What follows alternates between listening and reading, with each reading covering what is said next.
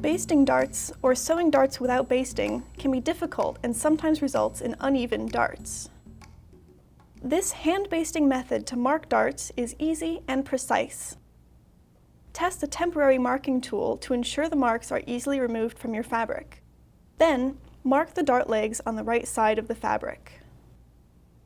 Thread a needle with thread that contrasts with your fabric and the thread in your sewing machine. This makes the basting easier to see when it's time to remove it. Insert the needle at the dart point and make a long stitch along the dart leg on the fabric's wrong side, pulling the needle back to the right side. Leave a tail at least a few inches long. Then, cross to the opposite leg and do the same. Insert the needle on the marked line and exit on the same line. Repeat to create a ladder of stitches on the fabric's right side. The stitches on the wrong side look like regular basting stitches. When you have basted the entire dart, pull the tail at the dart point and the remaining thread at the dart end. This closes the dart neatly and leaves an easy line to follow when stitching the dart permanently.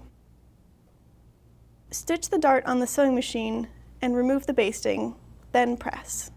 The result is a perfectly finished dart.